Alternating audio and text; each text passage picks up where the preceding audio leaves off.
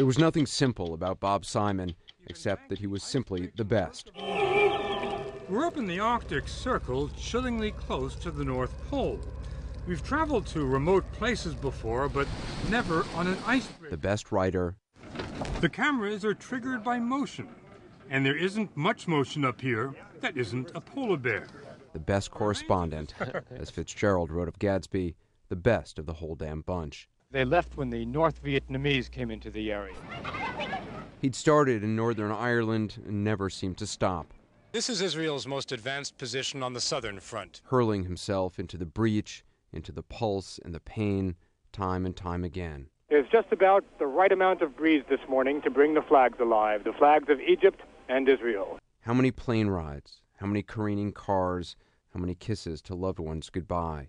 Young rock-throwing Arabs were chased up a steep and rugged hill by Israeli soldiers. How many bullets, how many bombs, how many tragedies and tears. This seemed cold, deliberate, methodical. It went on for 40 minutes. Yet Bob saw everything with keen, fresh eyes. Not as little as they look. In fact, I feel like I'm in an elephant sandwich. He died at 73, still curious, still doing the work, boarding the planes, asking the questions, writing the stories, making them sing. So people stole images with cell phones and beamed them to the rest of the world. It was to become the YouTube revolution.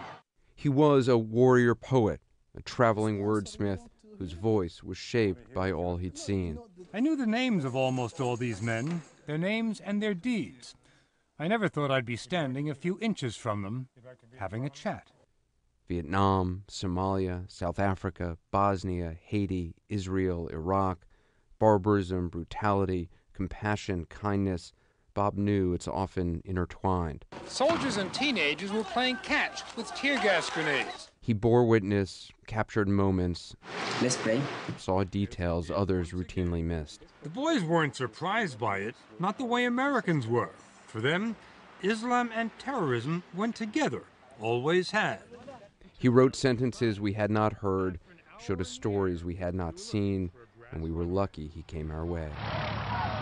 We skirted the treetops and touched down. We landed right in the middle of a party. The guests of honor, us. For many of us, he was the correspondent we dreamed of being, the writer we wished we were. Okay. Are you hearing that?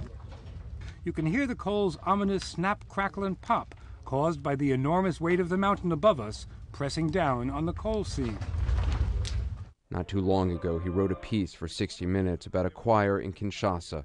We had no idea what to expect, but Maestro Armand Diendienda seemed confident and began the evening with a bang.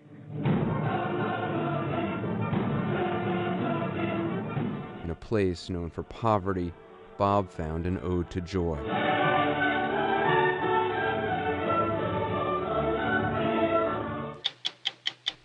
On this sad, senseless day, perhaps it's best to remember that.